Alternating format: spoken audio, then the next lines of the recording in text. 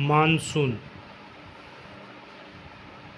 भारत में मानसून दो प्रकार का होता है, एक उत्तरी पूर्वी मानसून, एक दक्षिणी पश्चिमी मानसून। पहला होता है उत्तरी पूर्वी मानसून। उत्तरी पूर्वी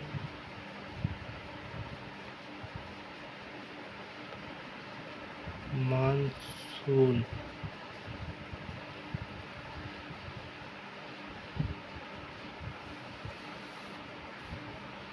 दूसरा होता है दक्षिणी पूर्वी मानसून, दक्षिणी पश्चिमी मानसून। दक्षिणी पश्चिमी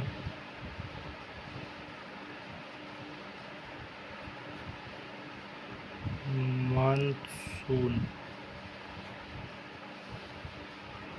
भारत में दो प्रकार के मानसून होता है, एक होता है उत्तरी पूर्वी मानसून, दूसरा दक्षिणी पूर्वी मानसून।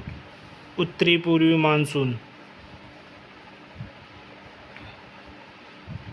उत्तरी पूर्वी मानसून। उत्तरी पूर्वी मानसून, उत्तरी पूर्वी मानसून अक्टूबर माह में स्टार्ट होता है और यह मानसून भारत के तमिलनाडु और जम्मू कश्मीर में वर्षा करता है। तमिलनाडु और जम्मू कश्मीर में वर्षा करता है। उत्तरी पूर्वी मानसून अक्टूबर में होता है। अक्टूबर में स्टार्ट।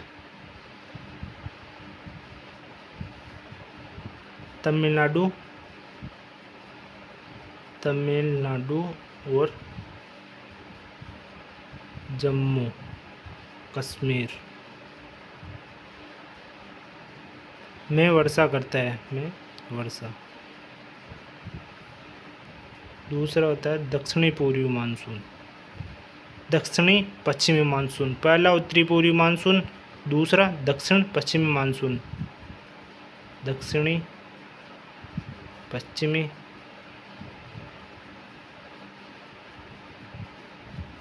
मानसून।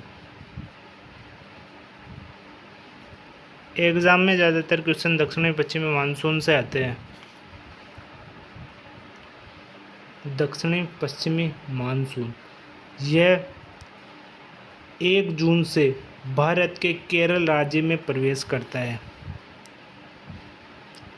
1 जून से प्रारंभ कहाँ से करता है? केरल से। केरल।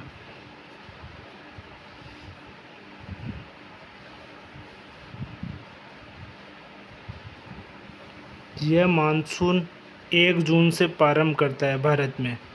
भारत के कौन से राज्य से? केरल राज्य से प्रारंभ होता है। यह भारत में 75% से अधिक वर्षा करता है। यह मानसून भारत में 75% वर्षा या इससे अधिक, तो 75% से वर्षा इसी मानसून से होती है भारत में। कौन से मानसून से? दक्षिणी पश्चिमी मानसून से। यह 2 शाखों में विभक्त है, अरब सागरीय मानसून और बंगाल की खाड़ी वाला मानसून। सबको पता है 2 भागों में विभाजित होता है, अरब सागर वाला और बंगाल की खाड़ी वाला। अरब सागर वाला मानसून यह 2 भागों में विभक्त है। यह 2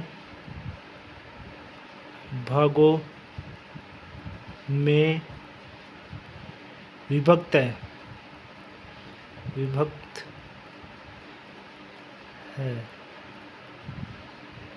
पहला कौन सा है? उत्तरी, और दूसरा मतलब 2 भागों में विभक्त है। दक्षिणी पश्चिमी मानसून 2 भागों में विभक्त है, पहला अरब सागरीय और दूसरा बंगाल की खाड़ी शाखा वाला। अरब सागरीय शाखा वाला। अरब सागरीय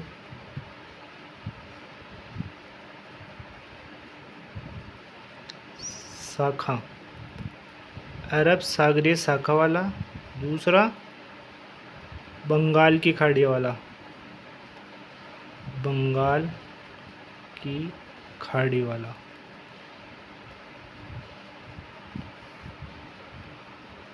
अरब सागरीय शाखा वाला, दूसरा बंगाल की खाड़ी वाला। पहला अरब सागरीय वाला, दूसरा बंगाल की खाड़ी वाला। अरब सागरीय शाखा वाला जो मानसून होता है ना, ये कहाँ से प्रारंभ करता है? ये केरल से प्रारंभ करता है और भारत में सबसे अधिक वर्षा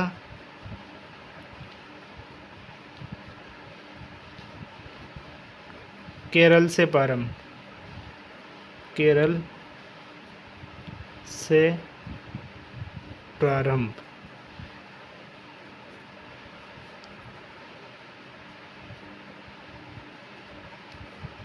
और भारत में जो अरब सागरीय शाखा वाला जो मानसून होता है, ये 80% या इससे अधिक वर्षा करता है। मतलब भारत में सबसे अधिक वर्षा अरब सागरीय मानसून से होती है। 80% वर्षा करता है। कितनी परसेंट? 80%। क्वेश्चन आ जाएगा भाई, दक्षिणी पश्चिमी मानसून में सबसे अधिक वर्षा कौन करता है? अरब सागरीय शाखा वाला या बंगाल की खाड़ी वाला? तो इसके अंदर आएगा अरब सागरीय शाखा वाला। अब अपन राजस्थान के एग्ज़ाम की तैयारी कर रहे हैं, तो राजस्थान में क्वेश्चन आता है कि भाई राजस्थान में सबसे अधिक वर्षा किस मानसून से होती है? राजस्थान में सबसे अधिक वर्षा किस मानसून शाखा से होता है? तो इसके अंदर आएगा बंगाल की खाड़ी। बंगाल की खाड़ी से कैसा आएगा हमें याद करना है, तो इसके लिए हम याद करेंगे राजस्थान में सबसे अधिक वर्षा कहाँ पे होती है? राजस्थान में सबसे अधिक वर्षा कहाँ होती है? हाड़ौती क्षेत्र में। हाड़ौती क्षेत्र में आता है बूंदी, झालावाड़। राजस्थान में सबसे अधिक वर्षा झालावाड़ में होती है। अपन को पता है कि वे कौन से ज़िले में होती है? झालावाड़ ज़िले में होती है। झालावाड़, बूंदी, कोटा, ये हाड़ौती क्षेत्र, इनमें सबसे अधिक वर्षा होती है।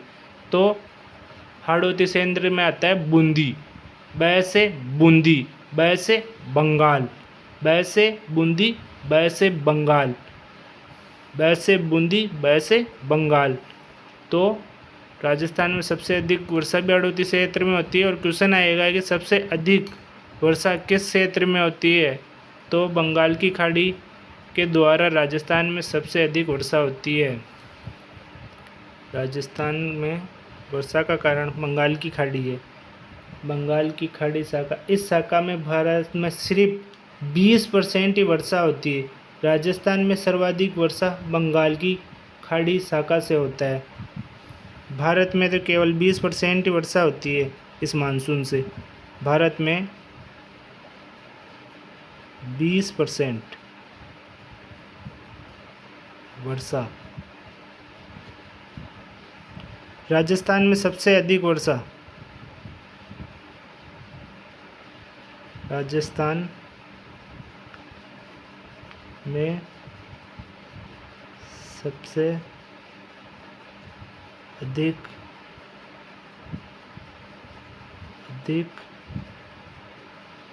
वर्षा किससे होती है? बंगाल की खाड़ी से। राजस्थान में सबसे अधिक वर्षा किस मानसून से होती है? बंगाल की खाड़ी मानसून से होती है। ये क्वेश्चन आपको याद रखना है। ये कैसे याद रखोगे? बूंदी में सबसे अधिक वर्षा होती है, बूंदी वाले क्षेत्र, हाड़ौती वाले क्षेत्र में। तो बंगाल की खाड़ी में सबसे अधिक वर्षा राजस्थान का कारण है। राजस्थान में सबसे अधिक वर्षा का कारण बंगाल की खाड़ी।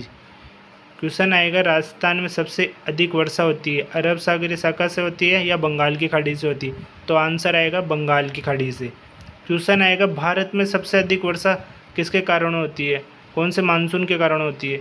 एक ऑप्शन में आएगा अरब सागर या बंगाल की खाड़ी शाखा के द्वारा। तो उसके अंदर आएगा अरब सागर, और राजस्थान वाले में बंगाल की खाड़ी वाली शाखा। अब इसके बाद में पढ़ेंगे मौसम पूर्वानुमान। मौसम पूर्वानुमान,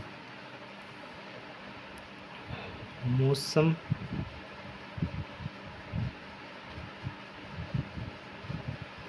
पूर्वानुमान।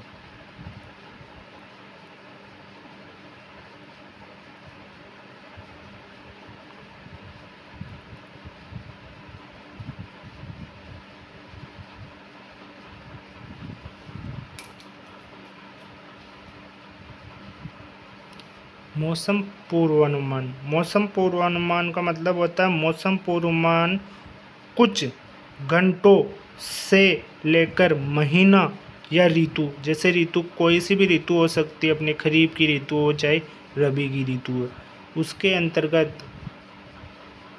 अंतर्गत मौसम पूर्वानुमान का वर्गीकरण।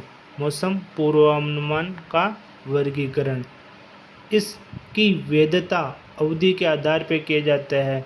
मुख्यतः इसे 3 भागों में विभाजित किया गया है। मौसम पूर्वानुमान को कितने भागों में विभाजित किया गया है? 3 भागों में विभाजित किया। अल्पावधि मौसम पूर्वानुमान, मध्यावधि मौसम पूर्वानुमान, दीर्घावधि मौसम पूर्वानुमान। पहला आएगा अल्पावधि।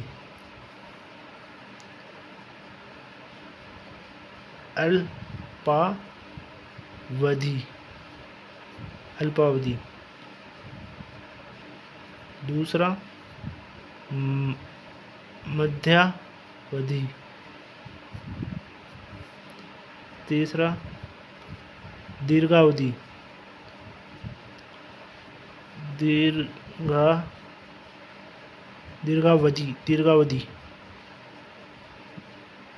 दीर्घावधि मौसम पूर्वानुमान। मौसम पूर्वानुमान। अल्पावधि मौसम पूर्वानुमान, मध्यावधि मौसम पूर्वानुमान, दीर्घावधि मौसम पूर्वानुमान। अब हमको याद रखना है टाइम, समय। अल्पावधि कितने टाइम तक होता है, मध्यावधि कितने टाइम तक होता है, दीर्घावधि कितने टाइम तक होता है। हमें कुछ याद नहीं रखना है, सिर्फ 3 और 10 याद रखना है। कितना रखना है? 3 और 10 याद रखना, और कुछ याद नहीं रखना है। ये अल्पावधि का होता है समय 3 से मतलब कुछ घंटे से लेकर 3 तक, 3 दिन, कुछ घंटे से 3 दिन तक, कुछ घंटे से 3 दिन। मध्यावधि में हो जाएगा 3 दिन से 10 दिन। इसमें 10 दिन से अधिक, 10 दिन से अधिक।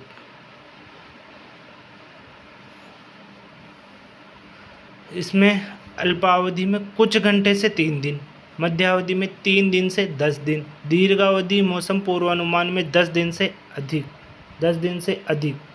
कुछ याद नहीं रखना है, बस 3 और 10 याद रखना है। कुछ घंटे से 3 दिन, 3 से 10 दिन और 10 दिन से अधिक। अब अल्पावधि में क्या क्या यूज में होता है, मतलब कब उपयोग में लिया जाता है अल्पावधि पूर्वानुमान, मतलब कुछ घंटे से 3 दिन कब अपन यूज में लेते हैं। तो इसके अंदर अगर हम जैसे कोई फसल है उसमें कीटों का ज़्यादा प्रकोप हो गया है तो हम उसके लिए कीटनाशी का प्रयोग करते हैं। जैसे फसल में कोई कीटनाशी छिड़कनी होती है तो अपन कीटनाशी का छिड़काव करते हैं, तो वो अल्पावधि के अंतर्गत आएगा, अल्पावधि के अंतर्गत आएगा। फसल को जैसे सियारे अवस्था में है गेहूँ की फसल, तो उसमें सिंचाई करनी है। अपन को पता है सियारे अवस्था कब आती है, किस दिन में आती है गेहूँ में, किस दिन में आती है, तो अपन को सिंचाई करनी पड़ती है, वो भी अल्पावधि के अंतर्गत आएगी। अब अपन मध्यावधि कब होती है, अपन मध्यावधि के अंतर्गत करते हैं फसल की बुआई हो गई, फसल की कटाई हो गई, ये अपन मध्यावधि के अंतर्गत करते हैं। दीर्घावधि कब करते हैं?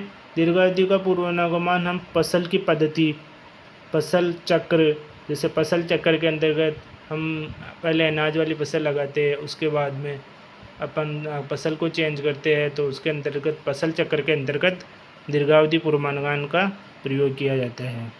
अल्पावधि, मध्यावधि और दीर्घावधि। यह आपको समझ में आ गया टॉपिक? ठीक, चलो।